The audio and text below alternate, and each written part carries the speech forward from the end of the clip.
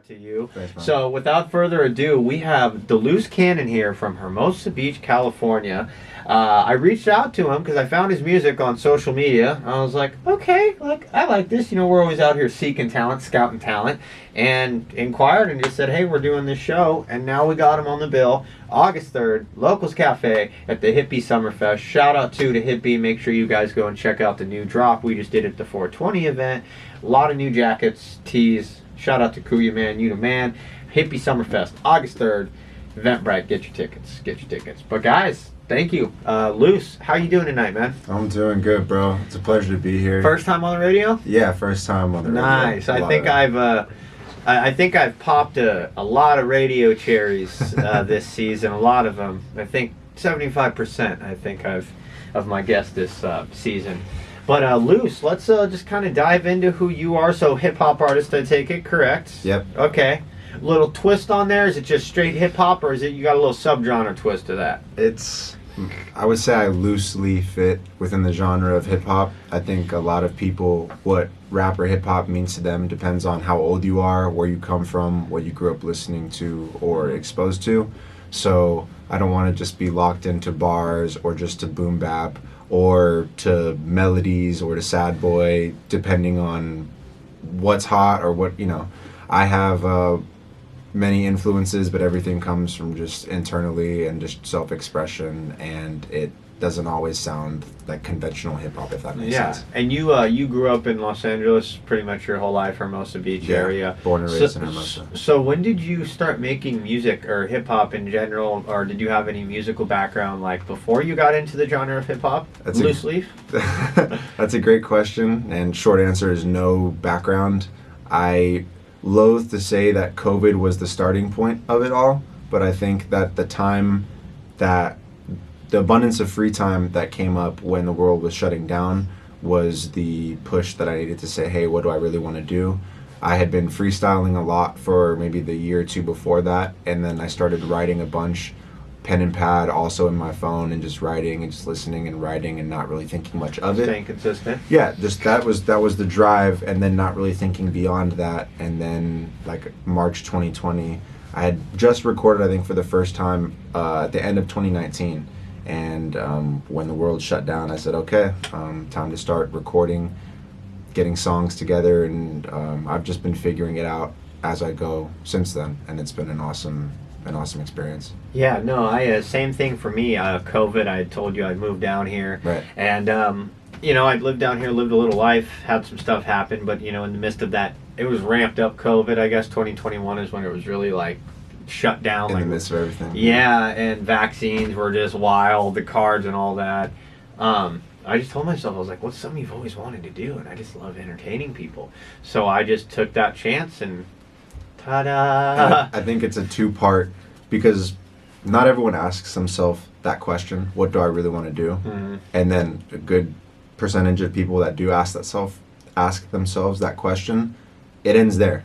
Yeah. So I want to do it, and then cue the reasons or excuses why I don't have time, or the money, the cons, something comes up, and ultimately what that is someone taking themselves out the race. Yeah. And so just try. Boy, that's one less person we got to worry about, right?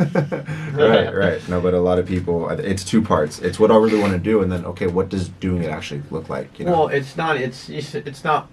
Yeah, it's doing it, but keeping it in motion. Right. Right. Not letting all the air out the tire. Because I've seen a lot of people go like really way too fast, and now they've fallen down, and they're trying to like pick up the pickup sticks of what they have left of what they had before. Right. Like I was explaining to you before, it's all a balance, and that was the biggest thing that I really learned last year with what I was doing. Is I was the one who was going too quick.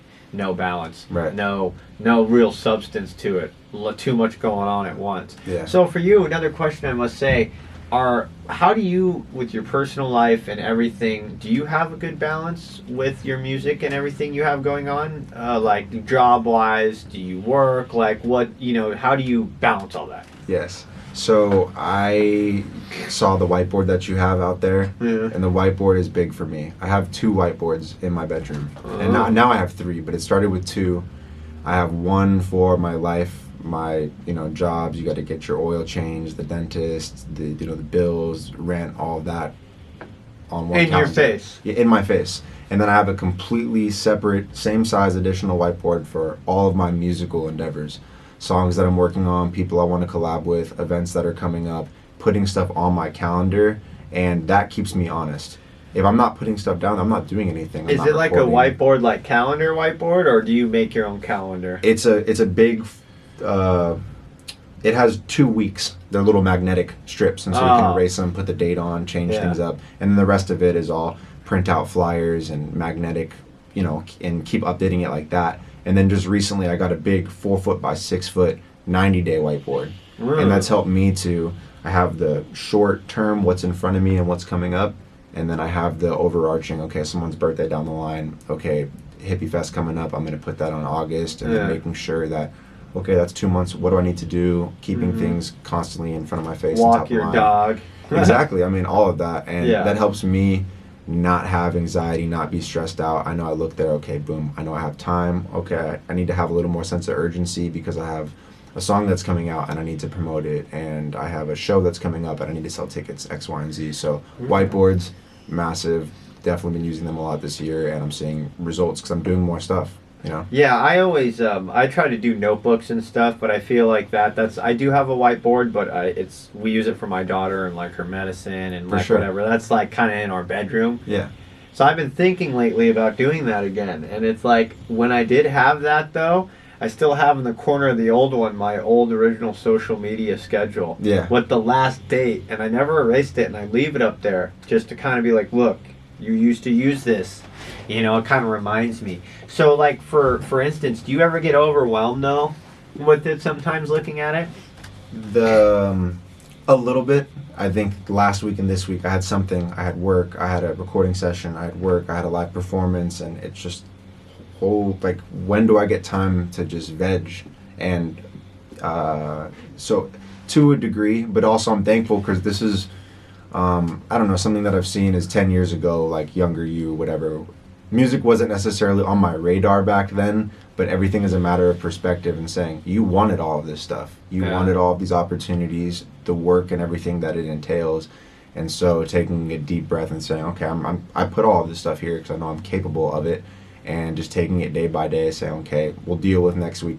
We got today and tomorrow, and let's get that figured out. And things are subject to change. Things popped up, cancellations, and people coming up for shows. And so exactly. Being willing to work with opportunity as it comes to, saying I could have just chilled and saying no, opportunity to come and build, to do something I haven't done, and you got to take advantage of that. Be on the radio, live FM dial. And just a reminder too, if you're just tuning in with us, guys, we're on KQBH-LP in Los Angeles, California on 101.5 FM, a community service of Boyle Heights Arts Conservatory, broadcasting live on your FM dial and streaming on KQBHLA.com. And tonight we're with my guest, Deloosecannon, from Hermosa Beach, California, and it's such an honor. We have him coming up on the Hippie Summerfest August 3rd at Locals Cafe. Shout out to Mike, man. Thank you for letting me come back for another jam-pack event. We did the LA Lifestyle launch party there the day before the first show of this whole thing. We did a freestyle contest and food and drinks. It was very more friend-esque. It kind of became more of a personal event, but it still was great because those people are big supporters of the brand and gave a few opportunities that have come up. So yeah, man, we're really thankful to be here, and season 2 is going to get bigger and better. Absolutely, man. What a time. Big trucks. No. So Deloose, what are some future things you have coming on? I know you just dropped on Friday, right? You just dropped a new bop. You want to maybe talk about the new single you just dropped? Sure.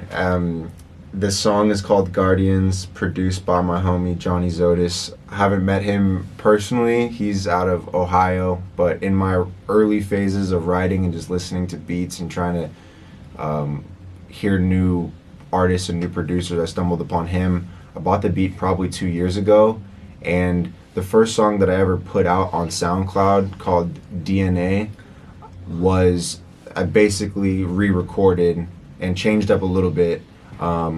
But I wanted to have something that I could put out and release, and a little more substance. A little more substance, but also it wasn't. It was on I just ripped the beat. So this one, I actually released the beat. I got someone else official. I took it to the studio, and so kind of to pay homage to my first track ever, and to come bring it back and say I can put it out and have people listen to it and enjoy it again. Yeah, that's what I was thinking about doing my first track, but I don't know. It's like I listened to my old music from 2-3 years ago when I started, and I almost gagged. Well, I think everything's a matter of perspective, bro. And I think it's, for me, I don't have that same feeling because it inspires me to just want to do better. And also, I wouldn't be where I am without that track. I wouldn't have made the 50 plus tracks that I have now without getting that first one and saying, I don't care how it turns out. I don't care how I sound on the recording. I just got to get it out there. And just that feeling of I got to get it out. I'll do whatever it takes to get it out. Help me get to here. You know? And do you have any albums or any full length projects in the works? In the works, I feel like I just identified my intro track, something I just recorded, and how I put together a previous project, Rap More in 2022, excuse me. I have a 7-song EP produced by my homie Ari. It's just me and just him on production, and how that came together is not looking at the whiteboard and saying, okay, here's the name, here's everything. Turn the mic on, hit record a couple of songs, and then see what you come up with. Yeah. And so I started recording a song, and then the name came to me, and then there was 3 and 4 and 5, and then the 5th song ended up being the title track, and the 6th one ended up being the outro, and not forcing yourself to have so much order, make it all make sense. Make the music, and it'll come to the order of everything will come to you. Yeah, if you think it has to be a certain way, that's when I feel like I always get very overwhelmed. Like last night I was working with my producer, and we were working on probably some of the most craziest music that we've ever made together, but it's been 2-3 years of trial and error, but then it's like letting his beats make the beats themselves. You know, not being like, oh, I'm looking for this sample or this plugin, or I'm not looking for this bar or this, subject we're trying to talk about. So do you ever flutter out like on songs? Or do you always finish your projects? I love that question, bro, because I want to, if I'm recording something, I want to put it out. I know there's artists out there that like to brag about their vault and something. It's just a disservice. The whole point of making music is to share it. So your 100 or even your 6 in the vault is doing you no good. Now, if you're working on a project, then some songs have to, and that's what I've been working on this year, is to not finish everything. Make a bunch of demos. You can work on them and come back, but see what you got. You don't want to spend 3 days on one song when you could have done 6 songs in that same amount of time period. So last year, to kind of like lead up to the question, I put out 12 singles. I did 1 song a month, trying to, as a newer artist, build that muscle of making art, finishing it, and then releasing it. And then you having some track, you have something to put out. You have a catalog, because I know in my early stages of me trying out and doing certain things, I wasn't picked or decided upon because I had no catalog yet. Right. I have all these songs, like you say. My music was doing me a disservice more than it was doing me a service, so that's why this year I really stepped everything up. And it's tough for ourselves as artists when we're at this phase of maybe not a big catalog or none at all, or not where we would like it to be. We're thinking, how does this song affect my brand? How does this one thing, and it's not that big, it's not that deep. Put the song out. If they like it, great. If not, that's like when I rip samples or like things from movies, or like we put a Macho Man interview in the beat last night. We were just like throwing some Macho Man, but really like where we're at, like just let it go. Oh yeah, Macho Man's gonna come after us for using 15 seconds of his yipped up cup of coffee interview, right? Royalties on that are crazy, right?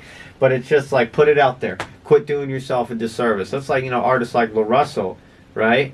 He just drops like every 2 weeks. And I'm just like, sometimes though, the only thing I feel like albums need time to prosper and really like, I feel like you could just be getting into an album, right? And be like, oh yeah, like, and then, new album, and then you start listening to that, and you're like, oh yeah, and then it's the same cycle. Right.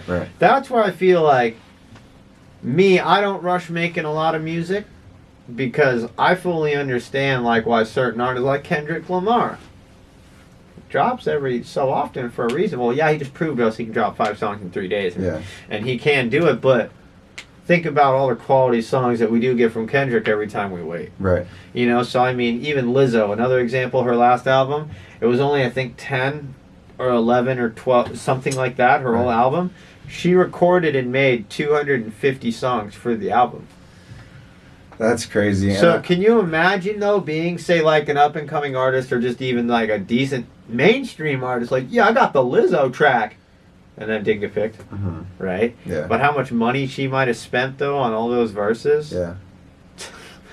I think there's a happy medium. I think from a commercial standpoint, it's a numbers game, so you want to make as many as you can and then pick the best of the best. And that's something I feel like I'm trying to work on this year.